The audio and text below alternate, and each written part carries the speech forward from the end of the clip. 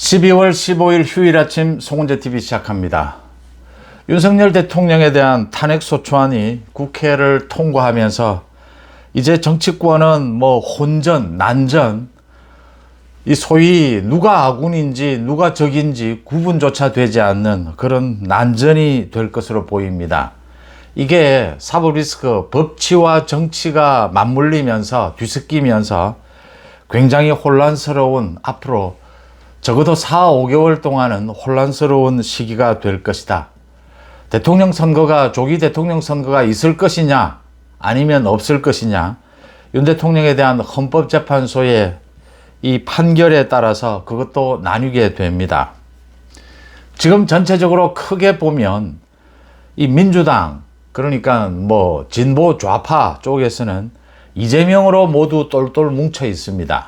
현재는 이재명이 대표 선수입니다. 이렇게 이재명이 가장 중요한 인물이고, 또 보수 우파 쪽에서는 윤 대통령과 한동훈 대표가 가장 중요한 인물입니다. 그런데 보수 우파는 이렇게 윤 대통령과 한동훈 대표로 나뉘어 있습니다. 이 윤 대통령 뒤에는 누가 있느냐? 홍준표가 있다, 권성동이 있다. 홍준표와 권성동이 윤 대통령 뒤에 있다, 이렇게 볼 수가 있습니다. 대중집회, 시위를 보더라도 민주당은 전체가 좌파들까지 모두 한 덩어리가 되어 있습니다. 그런데 이 보수 우파에서는 이제는 윤 대통령과 한동훈 대표가 분명하게 나뉘는, 이 지지층이 분명하게 분열이 되는 그런 양상을 보이고 있습니다. 언제나 정치판이 그렇습니다만 이 삼국지가 펼쳐지고 있다라고 하는 것입니다.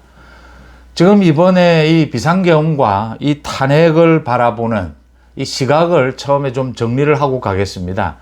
그러니까 윤석열 대통령에 대한 탄핵, 이 출발은 멀리 보는 것은 너무나 복잡해지고, 간단하게는 지난 3일 밤 있었던 비상계엄이었습니다.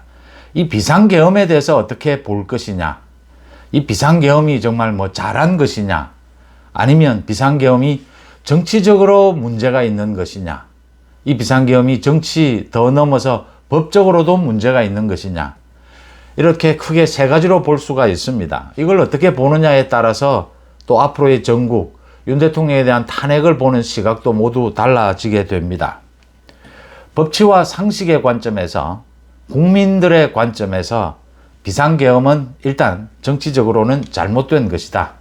윤 대통령이 이 비상계엄을 하면서 이 국회를 장악하려고 했고, 또 선관위를 장악하려고 했다. 선관위의 부정선거 부분은 지금 윤석열 정부입니다.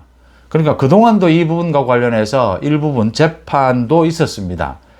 그런데 윤 대통령이 집권을 했으면 윤 대통령이 검찰권을 동원하든지 어떤 형태로든지 이 부정선거에 대해서 파헤치는 것이, 그동안 많은 이 전산 시스템에 대해서 점검도 있었고 많은 대책도 있었습니다. 그래서 그런 부분으로 충분히 조사할 수 있는데, 이걸 비상계엄이라고 하는, 비상계엄의 요건에 맞지 않는, 현재 부정선거가 치러지고 있다면 또 모르겠는데 그런 것도 아닌데 비상계엄이라는 걸 이용해서 이 부정선거를 조사하겠다라고 하는 것은 합리적이지 못하다.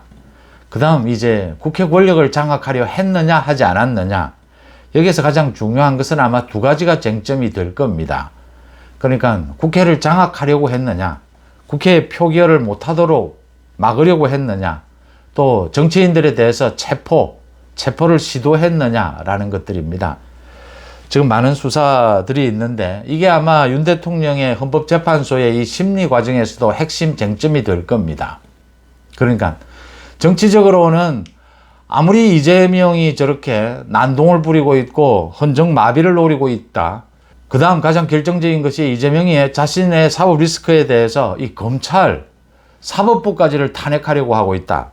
저 부분은 정말 이재명과 민주당은 위헌정당이다. 그럼에도 불구하고 여기에 가장 중요한 것은, 계엄은 가장 중요한 것이 군대입니다. 군입니다. 군을 동원할 필요가 있었느냐. 헌법에도 그대로 조항이 나옵니다. 군대를 이용해서 이 질서를 잡아야 할 필요가 있었느냐. 이 부분이 이제 정치적인 쟁점을 넘어서 법적으로 이 다툼이 될 것이다. 헌법재판소에서 그 부분, 헌법재판소는 사실 상당 부분 정치적 판단이다. 완전히 이게 사법부와 같은 그런 법적 판단만은 아니다. 이렇게 볼 수가 있습니다. 어쨌든 전국이 이 헌법재판소와 사법부의 손에 좌지우지되는 이런 상황이 됐습니다. 이 윤 대통령의 비상계엄을 어떻게 볼 것이냐, 거기에 따라서 이 탄핵이 적절했느냐, 또는 탄핵이 필요했다 하더라도 보수 우파의 단합을 위해서 탄핵을 막는 것이 좋지 않았느냐, 아니면 뭐 윤석열 대통령이 어느 시점에 하야하는 것이 더 좋지 않았느냐, 이렇게 견해가 나뉠 수가 있습니다. 일단 어제 탄핵 소추안이 국회를 통과하자 정말 뭐 국민의힘은 난장판이 됐습니다. 그제도 보여줬죠. 그 원내대표 경선 과정에서 이 한동훈 대표에게 뭐 거의 막말입니다. 막말을 하면서 이제 싸우는 이런 모습이 전 국민에게 공개가 됐는데, 어제는 뭐 더 난장판이 됐습니다. 뭐 아예 대놓고 이제 한동훈 책임져라 뭐 이렇게 됐고, 최고위원 5명이 사퇴를 하겠다라고 밝혔습니다. 소위 친한의 최고위원이라고 하는 장동혁을 비롯해서 진종호도 버티지 못하고, 진종호는 뭐 경험이 없으니까 장종혁은 계속 왔다 갔다 했습니다. 장종혁은 이 지역구가 있기 때문에 지역구 주민들의 또 이 여론을 들어야 합니다. 그래서 장종혁 나름대로 뭐 이 장종혁과 진종호, 한동훈을 배신했느냐, 뭐 결과적으로는 배신, 요즘 뭐 하도 배신 이야기가 많이 나오는데 배신이라고 볼 수 있겠지만 자기들의 살 길을 찾았고 또 버티지 못합니다. 그 소위 중진 의원들이 뭐 거의 난장판을 벌이고 이 쫓아내겠다, 나가라라고 하면 사실은 정치 경험이 없는 사람들로서는 버티기 힘들 것이다. 한동훈은 어제 당대표직에서 물러나지 않겠다라고 했습니다. 이제 이렇게 되면 이거 최고위원 회의가 붕괴됩니다. 붕괴되는데 비대위 체제로 넘어갑니다. 당헌 당규에. 이 비대위 체제로 넘어가면 한동훈 대표는 사퇴를 해야 합니다. 문제는 비대위원장을 누가 임명하느냐. 지금으로서는 한동훈에게 권한이 있습니다. 이제 이게 내일 정리를 하겠다라고 하는데 이것 때문에 아마 충돌을 하게 될 겁니다. 소위 당권 경쟁이 붙은 것입니다. 그러니까 한동훈 입장에서는 지난 3일 밤에 이 비상계엄이 선포가 되자 곧바로 이 비상계엄은 잘못된 것이다. 가장 앞장서서 이 비상계엄을 해제시켰습니다. 그래서 그 연장선상에서 이 비상계엄이 잘못됐기 때문에 윤 대통령의 이 직무정지가 있어야 한다. 윤 대통령이 당에 자신의 거취를 맡기겠다, 일임하겠다라고 했는데 조기 퇴진은 뭐 하지 않겠다 이렇게 되면서 이제 탄핵으로 이렇게 진행이 되는 이런 상황이었습니다. 이걸 국민적인 입장에서 본다면 비상계엄도 일단은 정치적으로는 좀 부적절했다. 그 다음 이렇게 윤 대통령이 자신의 거취에 대해서 애매한 입장이 되면서, 그러니까 이 비상계엄에 따른 엄청난 이 국가적인 손실, 혼란, 이 부분을 빨리 정리할 필요가 있었다. 그래서 한동훈 대표 입장에서는 뭐 이 탄핵으로 계속 이렇게 일관성 있게 이렇게 간 셈입니다. 이제 친윤이라고 하는 권성동을 앞세운, 원내대표를 앞세운 이 친윤 입장에서는 윤석열 대통령의 입장이 뭐 가장 중요했던 겁니다. 윤석열 대통령은 이 당당하게 싸워 나가겠다, 포기하지 않겠다, 절대. 이건 또 윤 대통령 입장에서 보면 어떻게 보면 당연한 것일 수도 있습니다. 지금 헌법재판소에 이 심리가 있고 이 사법부의 판단이 있습니다. 이 검찰과 경찰의 수사가 있습니다. 또 곧 특검이 오게 될 겁니다. 특검으로 이 비상계엄에 대해서 수사를 하게 될 겁니다. 지금 윤 대통령에 대해서 뭐 긴급 체포, 구속까지가 거론이 되고 있습니다. 많은 사람들이 구속이 됐습니다. 군, 경찰, 또 많은 내용들이 이 영장을 통해서, 판결을 통해서 드러나고 있습니다. 윤 대통령 입장에서는 여기에서 정치적으로 버텨야 한다. 이 헌재의 심리, 자신에 대한 수사에서 이 버티기 위해서도 일단 정치적으로 당당하게 나서야 하고, 이 국정에 굉장히 많은 애착, 책임감을 갖고 있다는 걸 보여줄 필요가 있습니다. 그래서 윤 대통령이 선택한 것이, 이 비상계엄을 선포할 때도 그랬지만 이 소위 강성 지지층의 이야기들, 말씀드렸던 부정선거라든지 이 이재명의 국정문란, 국정마비 이 부분을 내세웠습니다. 그래서 윤 대통령은 이렇게 나갈 수밖에 없고, 이렇게 나가게 되면 이제 한동훈과도 그동안 갈등을 빚어왔고 비상계엄 이후에도 빚었는데, 한동훈과는 완전히 정치적으로 분리되는, 이제는 완전히 결별하는 이런 선택을 하는 셈입니다. 이 뒤에는 이제 홍준표가 있을 것이다. 또 권성동을 앞세웠다, 이렇게 보입니다.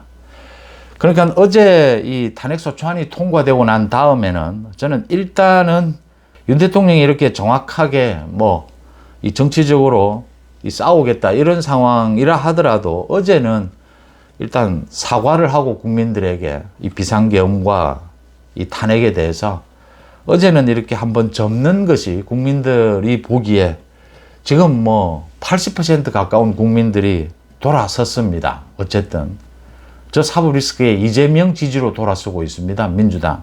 이런 상황에서 곧바로 이렇게 흉한 모습, 추한 모습을 보이지는 않을 것이다라고 봤는데, 곧바로 권성동을 비롯해서 친윤에서 한동훈 바로 물러나라, 또 지도체제 해체, 또 한동훈에 대해서, 그러니까 한동훈을 쫓아내기 위해서, 이 제명시키기 위해서 그 요구서, 청구서도 제출을 했습니다. 한동훈 제명, 이렇게까지 가 있습니다.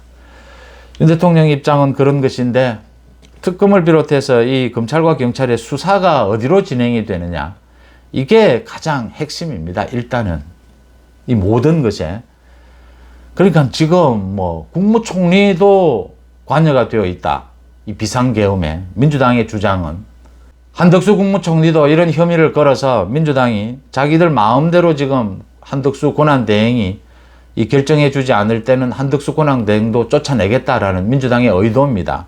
거기에다가 민주당은 지금 추경호 원내대표와 그때 지금 소위 친윤이라고 하는, 대통령과 통화를 하고 난 다음에 3일 밤에 이 표결에 참여를 하지 않도록 하기 위해서 국민의힘 이 당사 쪽으로 의원들을 모두 모으도록 왔다 갔다 하지 않았느냐. 그래서 추경호도 지금 이 비상계엄에 연루가 되어 있다, 이걸 계속 주장을 하고 있습니다. 경찰도 추경호를 조사할지 모른다. 한덕수 총리에 대해서는, 권한대행에 대해서는 조사를 하겠다는 입장이고 소환 일정을 조정을 하고 있습니다. 이런 상황으로 이렇게 걸고 있기 때문에 이 수사가 어디로 튀느냐가 지금 현재로서는 가장 관건입니다.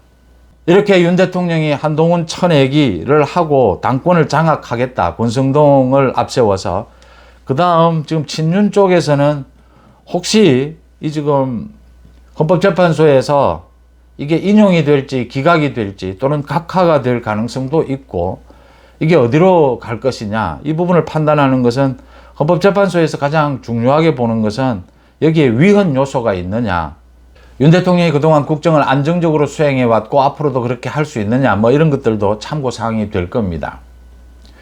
위헌 요소가 있느냐라는 부분은 이게 비상계엄이 이 헌법의 요건에 맞느냐, 비상계엄 발동에, 그 다음 국회를 장악하려고 했느냐, 체포하려고 했느냐, 정치인들을 국회의 기능을 마비시키려고 했느냐, 그 국회에 이 계엄군들이 창문을 깨고 들어간 것, 문을 깨고 들어간 것, 이런 것들, 많은 진술들, 이게 결정적인 요인이 될 것이다 라고 보입니다. 지금은 전체적인 법조인들의 이야기를 종합하면 이 비상계엄에 따른 헌법재판소의 판결이 좀 인용될 가능성이 조금 더 높은 것이 아니냐.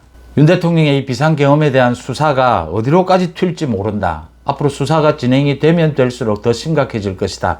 이런 것까지를 계산을 하고, 지금까지 드러난 국민들이 생중계로 본 그런 부분만으로도 이게 기각되는 것보다는 인용될 가능성이 높은 쪽이 아니냐, 이렇게 보는 법조인들의 시각이 많습니다. 이제 권성동을 앞세우니 일부 친윤들이 한동훈 쳐내기, 한동훈 대표직 사퇴는 당연합니다. 최고위원들 5명이 모두 사퇴를 했기 때문에 문제는 이제 비대위입니다. 비대위원장을 누가 임명을 하느냐. 이게 당헌 당규에는 전국위의 의결을 거쳐서 당대표 또는 권한대행이 임명한다, 이렇게 되어 있습니다. 지금 당대표가 사퇴를 하지 않으면 제명시키지 않는 이상 한동훈 대표가 비대위원장을 임명할 수 있습니다. 그래서 권성동이 지금 한동훈에 대해서 사퇴를 하라, 자진 사퇴를 하라 이렇게 압박을 하고 있습니다. 아마 한동훈이 버틸 것으로 보입니다. 버티게 되면 제명을 시키는 절차를 밟을 수가 있느냐. 지금 한동훈의 그 윤리위를 통해서 그게 쉽지는 않을 것이다. 어쨌든 지금 윤 대통령을 배경으로 해서 권성동이 가장 앞장서고 그 뒤에는 홍준표가 있습니다. 홍준표는 이제 친윤 쪽에 대선 후보는 특별한 다른 사람이 없다. 그래서 홍준표 자신이 꿰찰 수 있을 것이다 라고 계산을 하고 지금 겉으로는 윤 대통령도 공격하고 한동훈도 공격하고 한동훈 제명시켰다 사퇴했다 이렇게 떠들고 있습니다. 그런데 이 윤 대통령과는 지금 하나가 돼서 움직이고 있다 이렇게 읽을 수가 있습니다. 한동훈이 버티게 된다면 이 비대위원장은 한동훈이 임명을 할 수 있을 것이다. 지명을 할 수 있을 것이다. 그러면 당권은 여전히 한동훈이 쥐게 된다. 그랬을 경우에 권성동이나 친윤 쪽에서는 한동훈 제명을 시도하게 될 겁니다. 최악의 경우에는 분당으로 갈 것이다. 이 친한 쪽은 이제 뭐 친한, 친윤 이렇게 당이 갈라서는 이런 모양은 될 것이다.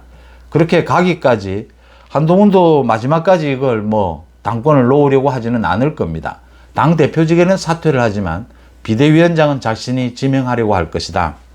최근 들어서 비상계엄이 있고 난 다음에 한동훈의 이 결정들이 갈팡질팡하다.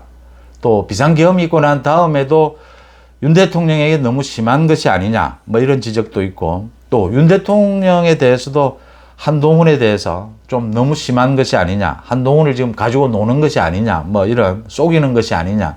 이런 것들이 있을 수 있습니다.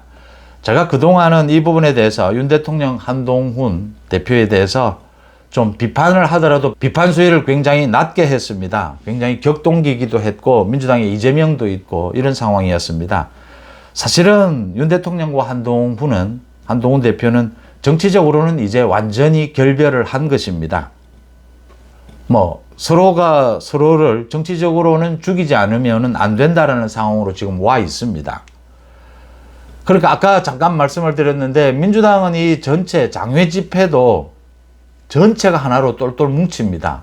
근데 보수는 지금 전광훈 목사를 비롯해서 일부에서 주도를 하면서 보수는 장외 집회도 완전히 분리가 됐습니다. 이런 상황에서 윤 대통령도 정치적으로 활로를 찾겠다. 정치적으로 뭐 포기하지 않겠다. 이런 선언을 하면서 이 뒤에는 홍준표, 권성동이 있다. 그래서 한동훈 쳐내기를 할 것이다. 한동훈은 여기에서 당대표직을 계속 유지하겠다라고 한 것은 당대표직을 사퇴해도 비대위원장은 자신이 임명하겠다라고 하는 것입니다. 그걸 막으려면 이제 제명입니다. 한동훈 제명으로 갈 수가 있느냐. 그럴 과정에서 아마 당은 거의 쪼개지다시피 할 것이다. 분당, 현실적으로 분당이 될 것이다. 이렇게 생각이 됩니다. 역시 뭐 이 배경에는 이 영남권과 수도권이라고 하는 이 국민의힘 현역 의원들이 여전히 영남권에 있는 의원들 입장에서는 자신의 지역구 당선, 지역구의 분위기, 또 앞으로 지역구의 분위기가 어떻게 갈 것이냐, 이 부분을 신경 쓰지 않을 수가 없습니다. 여기서 굉장히 중요한 것은 홍준표가 이제 전면에 등장하게 될 겁니다. 홍준표가 계속 이야기를 합니다. 윤석열 대통령 뭐 잘못한 게 많은데 그냥 대통령직에서 사퇴하면 되지 꼭 감옥에 보낼 필요가 있느냐. 한동훈은 제명시켜야 한다.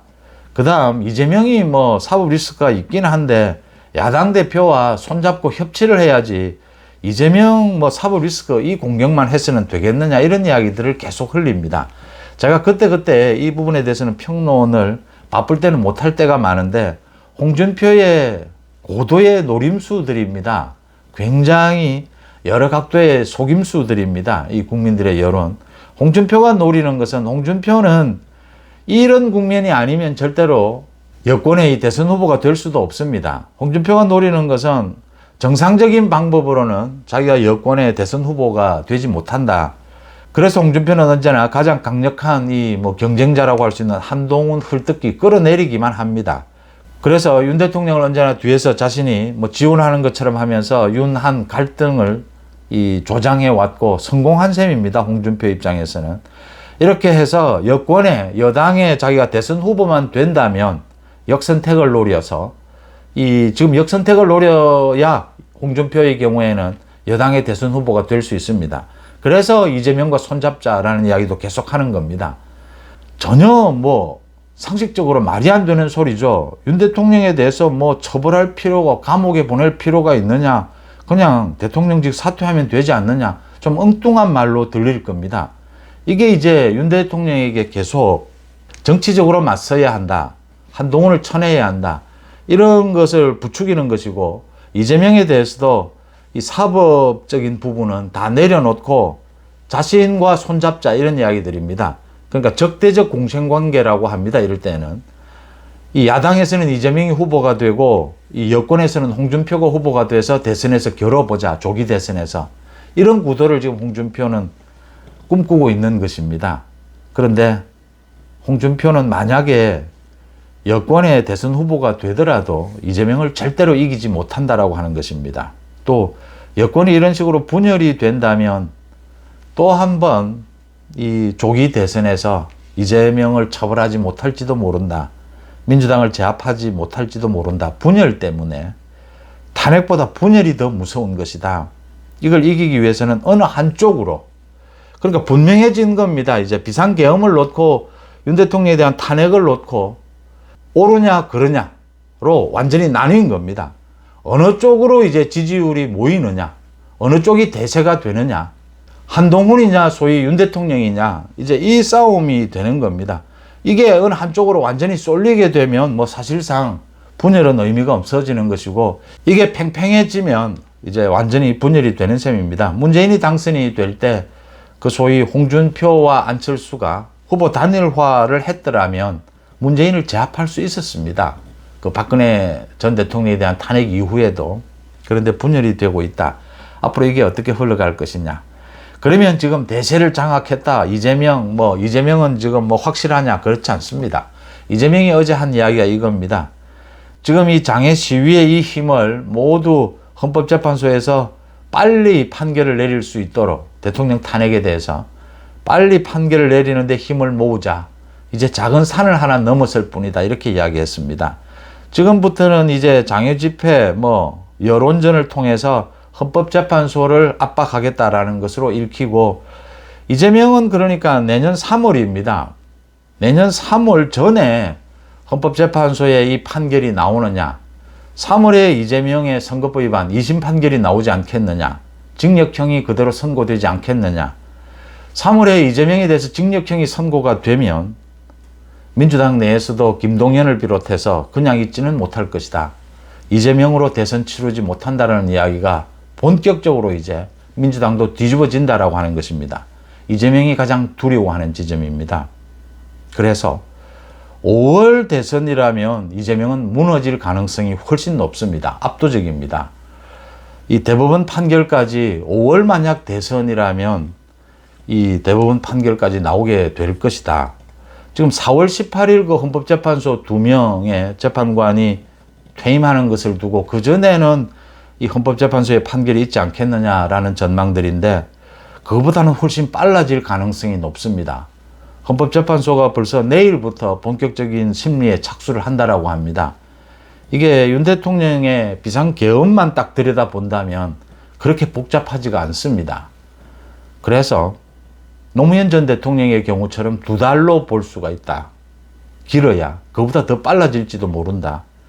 그렇다면 지금 4월 대선이라 하더라도 이재명은 3월에는 2심 판결은 나온다라고 하는 점입니다. 2심 판결이 나오게 되면 바로 대법원 판결이 기다리고 있다라고 하는 점에서 이재명도 초조 불안하기는 마찬가지입니다. 윤 대통령 입장에서는 이런 정치적인 강성 지지층을 묶어서 정치적인 이 재기를 노리고, 재기보다는 또 더 법적 이 헌법재판소에 대해서 싸워나가는 부분이 윤 대통령으로서는 필요할 겁니다. 어차피 이제 윤 대통령은 한동훈 대표와는 완전히 결별하는 그 선언을 일찍부터 한 것이고, 한동훈 대표도 이제 사실은 본격적인 대선 후보로서는, 한 대표로서는 지금부터 이제 시험대에 올랐다. 이제 본격적인 정치 경륜을 보여줄 때다.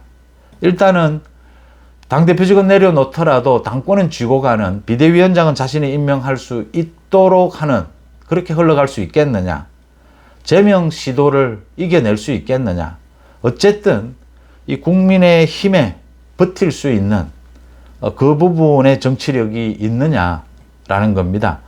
말씀드린 대로 윤한 갈등에서 제가 화합을 이야기하면서 여러 부분의 구체적인 방안도 말씀드리긴 했지만, 사실은 이 윤한 갈등, 이 서로 너무 심한 것이 아니냐라는 부분은 서로가 서로에게 그동안 지난 1년 동안 이 물밑에서 겉으로 드러나지 않은 것만으로도 물밑에서 너무 심하게 격렬하게 부딪혔기 때문에 도무지 같이 가기는 힘든 상황이다. 지금은 뭐 어느 한쪽이 압도하는, 그래서 단합이 되는 그 이외의 방법은 없다. 그렇게 흘러가고 있습니다.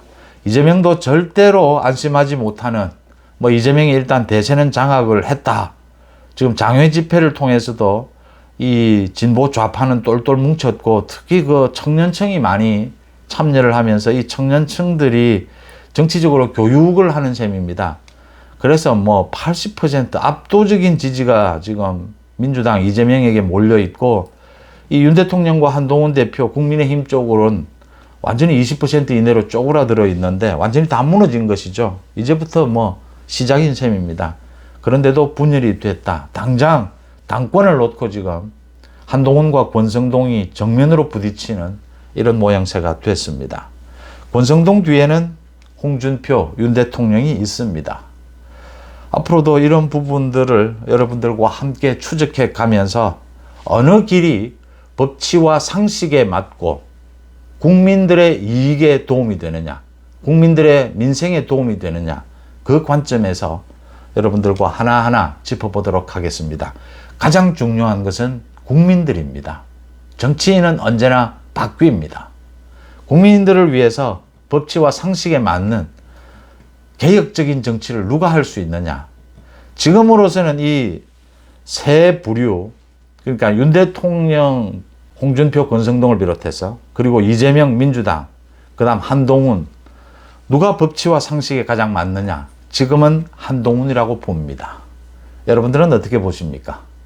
송은재TV 마칩니다. 고맙습니다.